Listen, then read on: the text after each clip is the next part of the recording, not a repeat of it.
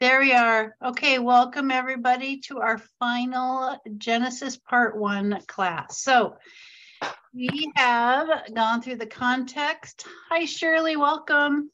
Hi, thank you. We've gone through Adam and Eve and the kids. We've gone through the Great Flood, and now we're going to wrap it up this one.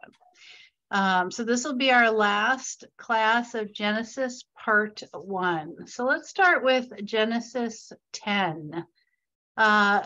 Chris, you said you love pronouncing the names. Do you want to read that one? This is the account of Shem, Ham, and Japheth, Noah's sons, who themselves had sons after the flood. These are the clans of Noah's sons, according to their lines of descent within their nations. From these, the nations spread out over the earth after the flood. Okay, so chapter 10 is going to take us after the flood and forward. So remember, everything's wiped out after the flood, right? So humanity has to be built up. So we know that the names have to mean something to someone. So we're going to go ahead and put our ancient reader lenses on. The lists of the nations are going to recount how Noah's 3 sons are going to spread out to become all the people of the ancient world. So these 3 groups, the 3 kids, each with their own languages, are going to spread out to become the 70 nations of the known world. The Israelites are going to be the descendants of Shem. So the first son of Noah is Japheth, and 14 nations are going to be named after him. This is going to be the areas of Turkey and Greece and North, and I'm going to show it to you on a map. The second is Ham. And basically, think of the descendants of Ham as anybody who is going to give the Israelites trouble in the future. So this is the Canaanites, the Egyptians, the Assyrians, and the Babylonians. So those of you who have taken my classes before on ancient Israel history, you know all 4 of them are going to butt up against Israel's desire for their promised land. So that is the descendants of Ham. The third son is Shem. Shem is where the word Semitic comes from, which today is synonymous with Jewish. So here it refers to the group from which the Israelites will come. 3 sons of Noah. Out of these 3 sons is going to come all of the ancient world. Okay? So let's start with the descendants of Japheth. So that's in the north. You see them up there. The descendants of Ham are the yellow ones. And again, these are the Canaanites, the Assyrians, the Babylonians, and the Egyptians.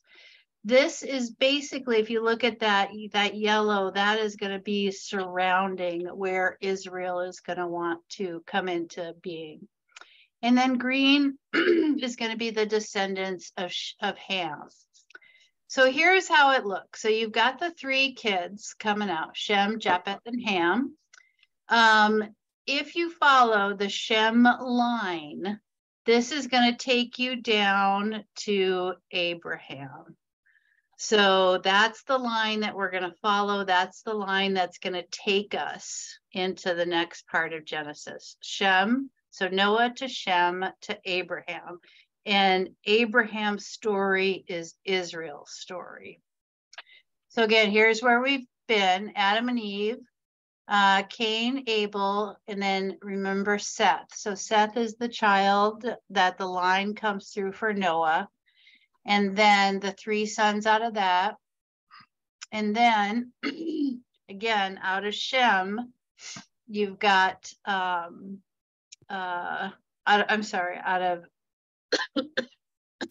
of Shem, you've got coming off of here the line that will take you all the way down to Abraham and Abraham's children here. Ishmael, Isaac, and Midian. Okay.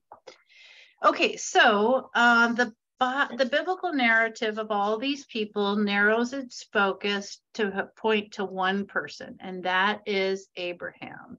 Everything of the story is going to come out of Abraham. And that is why Shem's genealogy is last. He's the oldest son, so you would expect his would have been first. It's last.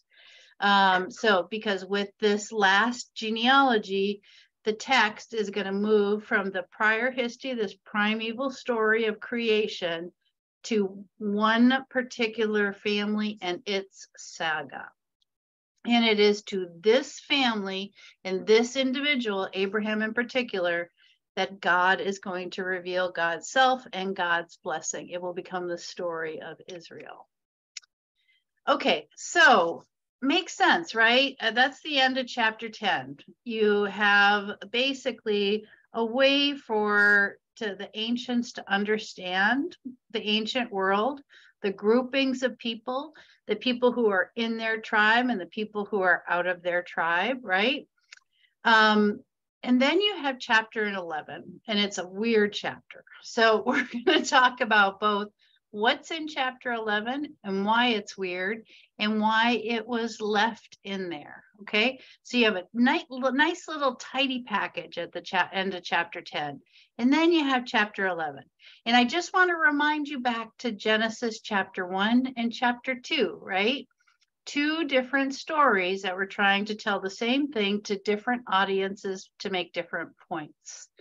You're going to find the same thing in Genesis 11. So would someone like to read this one to us, and we're going to break chapter 11 apart? I will. Okay, go ahead, Diane. Now the whole world had one language and a common speech. As people moved eastward, they found a plain in Shinar and settled there. They said to each other, "Come, let's make bricks and bake them thoroughly." They used brick instead of stone and tar for mortar.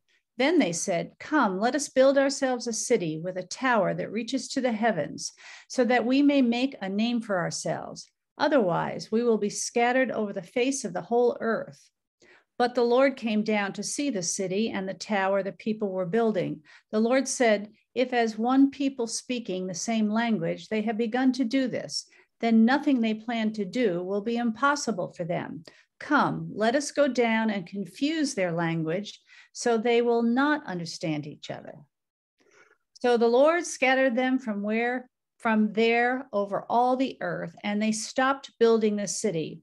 That is why it was called Babel, because there the Lord confused the language of the whole world. From there, the Lord scattered them over the face of the whole earth. Just a really odd story, right? So if we put on our contemporary lenses, it just is a weird story.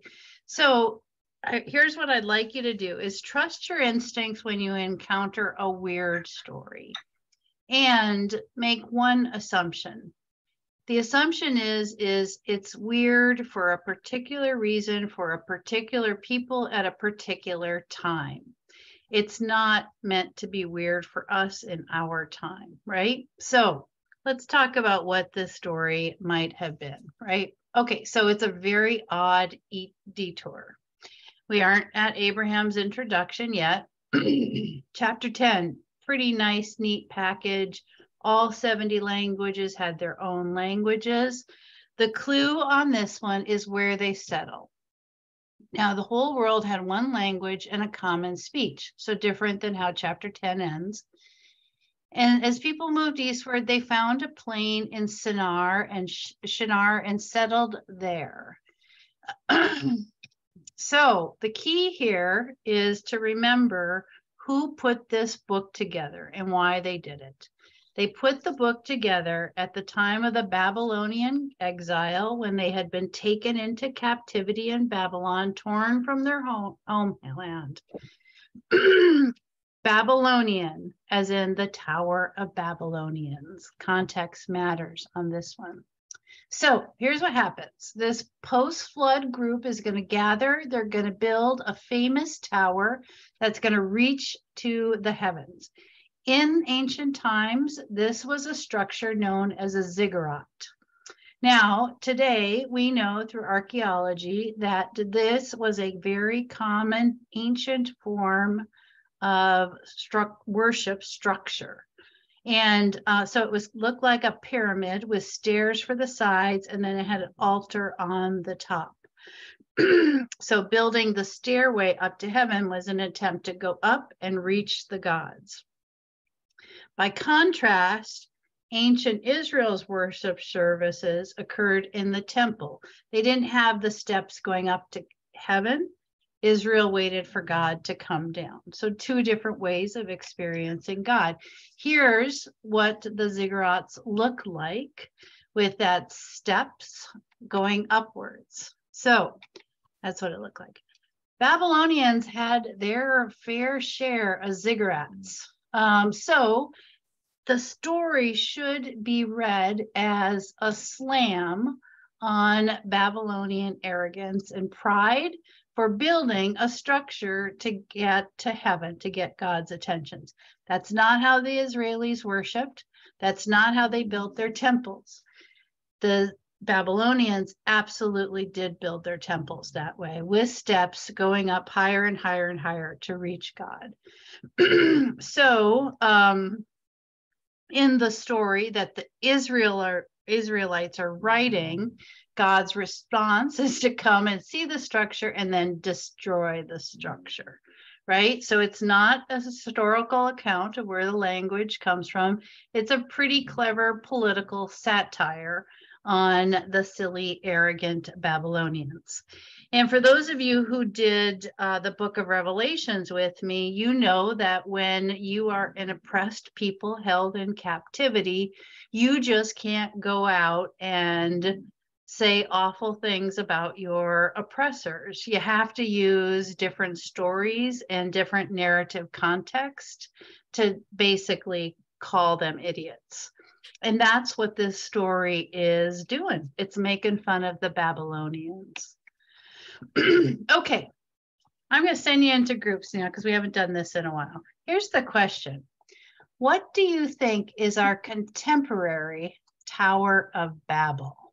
Oh. What is our contemporary Tower of Babel? I think, let's see, if I do, no, I'm going to make 2 rooms. I hear Mabel. Is she just snoring up a storm? I love your little dog.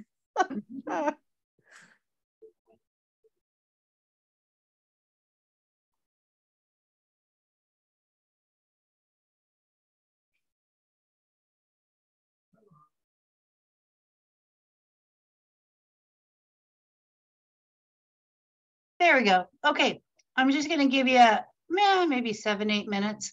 What is our contemporary Tower of Babel? Go ahead and have some conversations on that.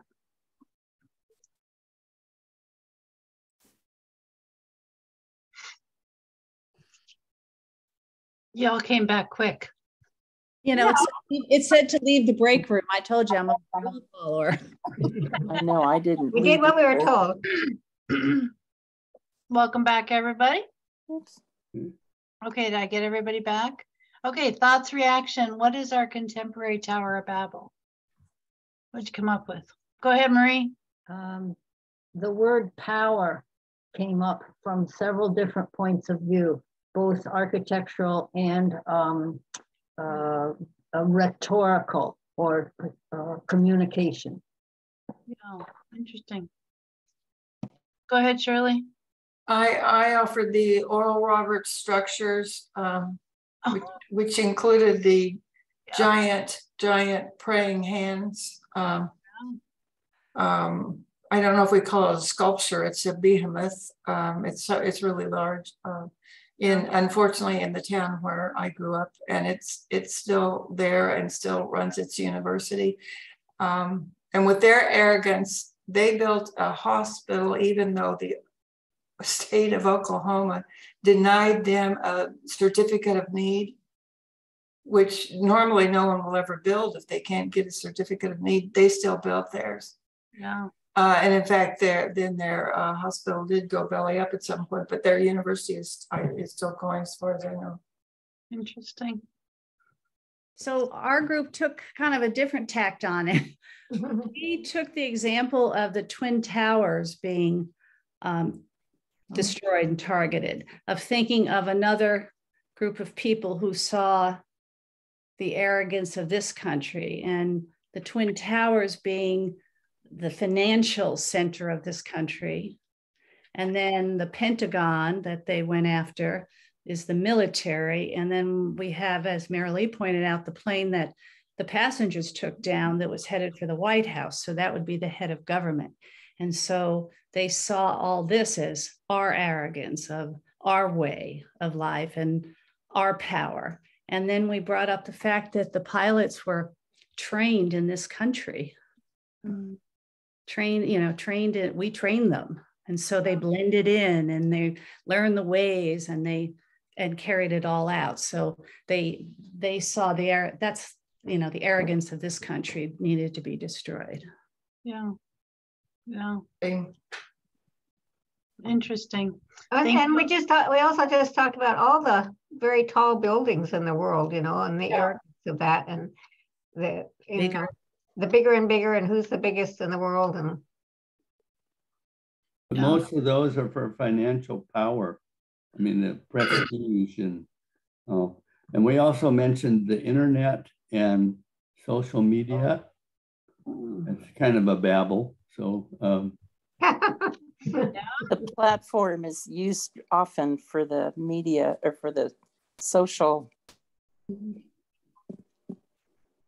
I had a different take on it. I thought of the way our government is, from local cities to the mayor, to the, city council, to the governor, to all the states combined, Congress, the Senate, and the presidency. That was what I thought about. Yeah. So what you all have done just now is basically kind of the act of midrash. You heard an ancient story. You understood the context of why that story was told to those people at that time, right? And then you took that story forward and said, what does that look like here and now? So that's kind of that beautiful act of midrash, creatively looking at the story in a new time and place, while not ignoring where it came from or pretending it didn't come for a very specific reason, but also recognizing that it is big enough to hold potentially new and modern meanings. So that is what's midrash. So aren't we all so clever? You are. Okay, I'm gonna take us from the current slide because I have something to show you. Oh. So that little baby in the middle is coming home to us in the second week of January, the one with the especially fat belly. So you will soon hear dual snoring in the back. What does Mabel think about that? To be determined. She does not have a name. Jasper's in charge of naming her. So she comes home on January 14th. Okay, a little bit about the Tower of Babel and how this story has been used. During the time of Jim Crow in this country, it was used to advocate that it was God's divine will to maintain segregation among the races and ethnicities. And to this day, white supremacists use this passage to state that the confusion of languages at Babel was God's penalty for attempted racial integration. So another kind of example of how scriptures are used and abused, right? Okay, so chapter 10 and 11 give two different accounts as to why people are spread around the known world and why they speak different languages. Chapter 10, it's the three sons. They go off, they make the 70 nations. They all speak their own languages. Chapter 11, they all speak one language, and then the Tower of Babel happens, and then they all go off, right? So, so when we know that why they wrote chapter 11, why it's in there, it's important to know that just like creation in Genesis 1 and Genesis 2, it's okay that two different stories exist to tell the same story. Same thing, Genesis 10 and 11. It's okay that there's two different stories. So what you should take from this is that they're the biblical authors, the folks who prepared the canon, who created it all together, had enough confidence and belief in their God that they did not need a narrative that went from A to B with no freedom, no flexibility, no diverse narratives. This is the first of many diverse narratives you're going to see in the Bible, all the way up to 4 different stories of Jesus's resurrection. Okay. Okay, Genesis 11, 27, 32. This is going to take us to the next chapter. Tony, you had your hand up earlier. You want to read that one? Sure. This is the account of Terah's family line. Terah became the father of Abram, Nahor, and Haran. And Haran became the father of Lot. While his father Haran was still alive, Haran died in Ur of the Chaldeans in the land of his birth. Abram and Nahor both married. The name of Abram's wife was Sarah, and the name of Nahor's wife was Milcah. She was the daughter of Haran, the father of both Milcah and Iscah. And now Sarah was childless because she was not able to conceive. Terah took his son Abram, his grandson Lot, son of Haran, and his daughter-in-law Sarah, the wife of his son Abram, and together they set out from Ur to the Chaldeans to go to Canaan. But when they came to Haran, they settled there. Terah lived 205 years, and he died in Haran. So right away, you can see the difference in the lifespan, right? So we're out of the 900s, we're post-flood, and we're seeing a couple hundred lives, right? And we're at the verge of something new. So all of Genesis 1 to 11 has led to this point. The world's a mess, but there's one line that's tracing from Adam to Seth, to Noah, to Shem, and now to Abraham. And out of that mess, God's going to clean up things with Abraham. So Abraham is going to be the central character for the rest of Genesis, along with Moses and David. Those are the 3 central characters in the whole Hebrew scripture. So everything that comes on from now on in Genesis is the story of Abraham and his children. And it's going to end, Genesis is going to end with Abraham's children ending up in Egypt. So the end of chapter 11, Abraham's father is going to take the family out of Ur, which is Babylon, and move them to Haran, north of the land of Canaan. So he's headed to Canaan. Canaan is Israel. So Abraham's father is headed to Israel. He doesn't make it. And at this point, we know that Abraham's wife, Sarah, is not able to have children. And that's going to be a critical point in the relationship between God and Abraham and Sarah in the next couple of chapters. So everything leads up to this. Okay, I'm going to send you back into your small groups. We are done with part 1 of Genesis. We've been through creation. We have rethought our understandings of the fall, Adam and Eve, Cain and Abel. We've read the stories of the flood. We've seen today the Tower of Babel. So having read these 11 chapters, what are you leaving behind and what are you discovering? So I'm going to send you back into your breakout room, same ones you had for about 7, 8 minutes.